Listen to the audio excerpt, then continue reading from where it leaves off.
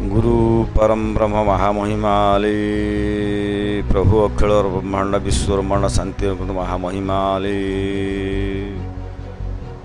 प्रभु समस्त पदरे सदज्ञान सद प्रदान करते प्रभु सत्य पथ परिचालन महामहिमाले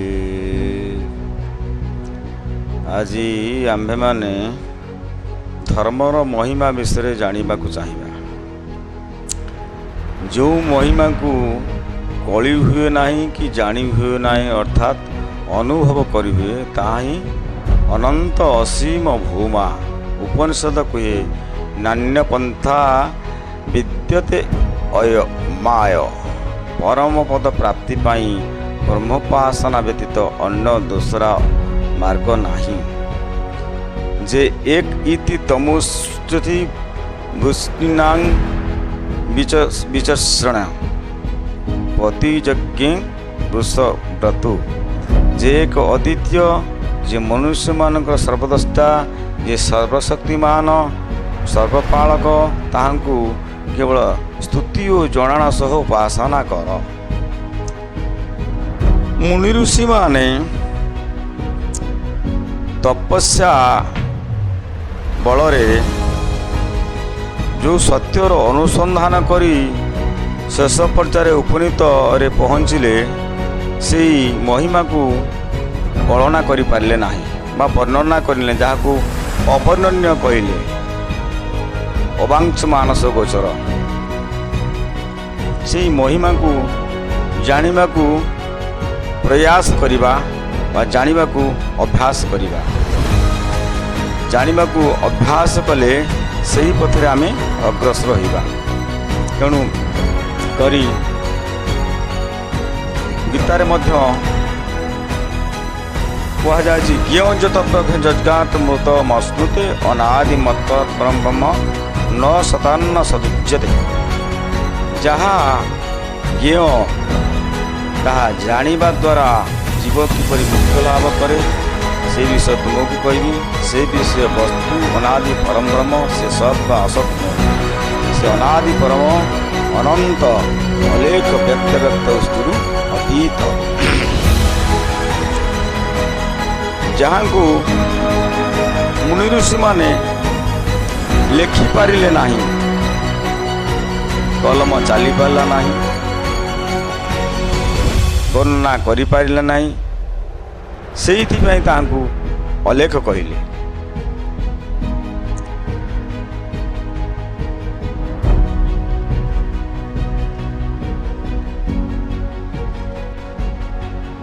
परम ब्रह्म परं सत्य सचिदानंद लक्षणम अप्रमेय मनिदेश्य मवांग मनस गोचरम शुद्धं सुखम निराकारं निर्विकारं निरंजनम अनंतम अपरिच्छेद्यं मनुपम मनाम्यम। सचिदानंद लक्षण सयुक्त परम ब्रह्म ही परम सत्य स्वरूप से अप्रमेय अनिर्देश्य वाक्य मनर अगोचर शुद्ध सूक्ष्म निराकार निर्विकार निरंजन अनंत अपरिच्छेद्य उपमाहीन अनामेय। सेइथिपाई कहा जाइछि जे ब्रह्म को बा महिमा ब्रह्म को महिमा विषय आमे जानी पारिबा नाही। जानिबा पाई प्रयास कर जहाकू सर्वे जनानुभूयन्ते जह स्वयं नानुभूयते तमात्मानं वेदितारं विधि बुद्ध्या सुसूक्ष्मया। जहांकू अनुभव करने सकाशे कहारी सामर्थ्य नाही अर्थात जहां ठारे सकल पदार्थ अनुभूत हुए सही अखिल वेता आत्मा सूक्ष्म बुद्धि जोगरे तांकु परिज्ञात हुओ। नचिकेता जमराजा को पचारि थिले हे जमराज ब्रह्म काहाकू कुहा जाए ब्रह्म काहाकू कुहांती। जमराज यही प्रश्न शुणी नीरव रहिले। पुणी किसी समय पर नचिकेत पचारिले आपण उत्तर दौना कहीं पुणी भी नीरव रहिले। तापरे तृतीय थर जे पचारिले से कहले मु उत्तर दे सारी ये बुझीपारे ना ये कहले जे वाक्य जार अगोचर जो जहाँ कहुच्छे अवांग मानस गोचर जहाँ वर्णना करें। तेणु से कथा भीम बही लिखी जे निरामिष निईठा अईठा करहब ना। तेणुक वाक्य को अवर्णनीय वाक्य वर्णना करें।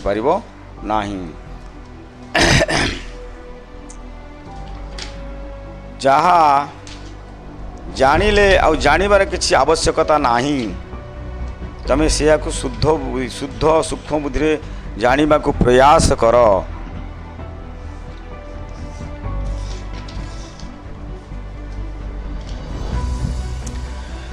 व्यासदेव शुकदेव को उपदेश दे अछंती जे अस्पर्ध स्पर्श रूपं तदरस गंधमवामेयम अशरीरं शरीरसु निरीक्षेत निरिंद्रियम अव्यक्तं सर्वदेहेश स्मर्त्यसु परमाश्रितम जोनु पश्यति स प्रत्य कल्प्यते ब्रह्म भूयसे।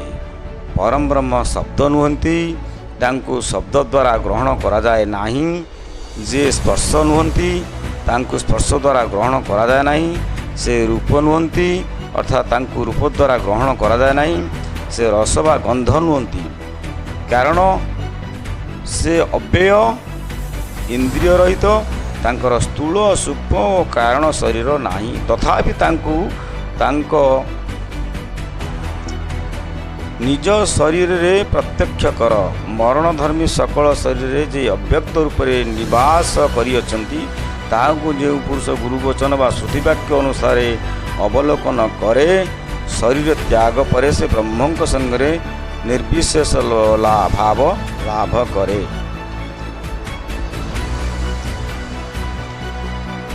जद्वच नाभ्युदितं जेन बाग विद्यते तदेव ब्रह्मतं विधि नेदं जदीदमुपासते। जे वाक्य द्वारा प्रकाशित होती नहीं, जहाँकर चैतन्य ज्योति द्वारा वाक्य स्व विषय प्रकाश करने को समर्थ हुए, ताहांको तुम्हें ब्रह्म बोली जान। लोक मैंने जहाँ को विभिन्न रूप संपन्न रूप से उपासना करती, ता ब्रह्म नुहंती। जन्न नशा नमो नते जेना पुहुम नुम मतम तदेव ब्रह्मतं विधि नेदं जदीदमुपासते। जहाँ को मन द्वारा कल्पना करे जाई पारे नाही, किंतु जे मन को उद्भासित करती बोली ब्रह्मविदि माने कही थांती, तुम्हें ताहांको ब्रह्म बोली जान। किंतु लोक माने जहाँ को विभिन्न रूप विषय भावे उपासना करी, ताहा कदाच ब्रह्म नुहंती। चक्षुषा न पश्यति जेन चक्षुषी पश्यति तदेन ब्रह्मतं विधि नेदं जदीदमुपासते। जहाँ को लोके चक्षु द्वारा देखी पारती नहीं, किंतु जहाँकर चैतन्य ज्योति द्वारा उद्भासित होई चक्षु सकल वस्तु प्रकाश करे, तुम्हें ताहांको ब्रह्म बोली जान। किंतु लोक मैंने जहाँ को विभिन्न मूर्ति विशिष्ट रूपे उपासना करती, से कदाच ब्रह्म नुहंती।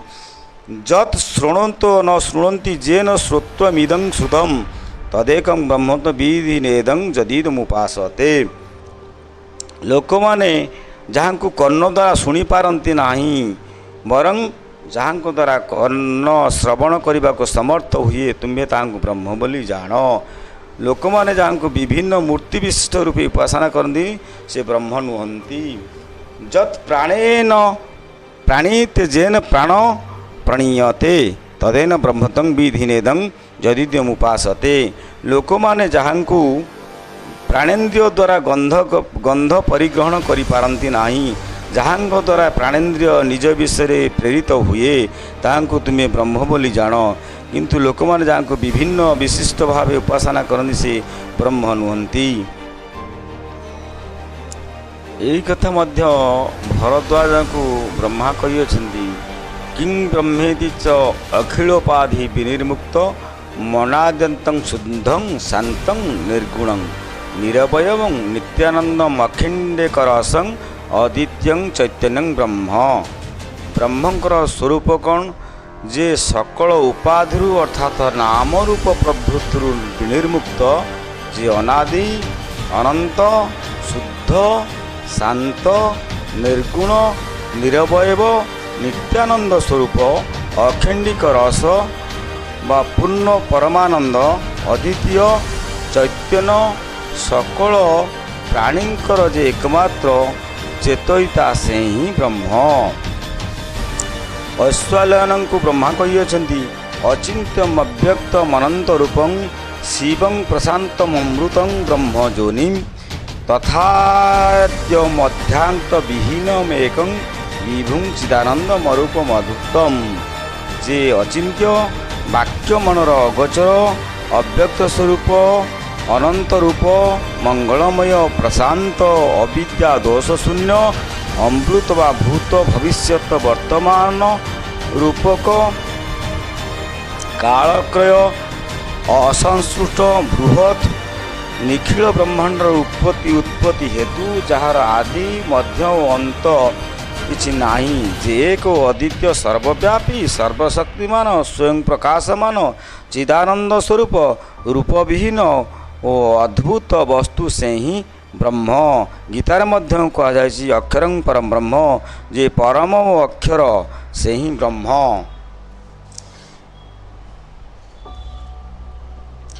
जतो वा इमानि भूतानि जायन्ते येन जातानि जीवन्ति यत् प्रणयन्ति अभिसंबन्ति तद् विजिज्ञासु तद्ब्रह्म इति। तैत्तरीय उपनिषद रे कहुई जहाँठू ब्रह्मा प्रभृति भूत सकल उत्पन्न होइअछन्ति ओ जहाँक द्वारा जीवित रहिअछन्ति विनाश समय जहाँठारे भूतवर्ग विलीन हेबे ताहांकु विशेष भाव जानिबाकु इच्छा कर, ताही ब्रह्म।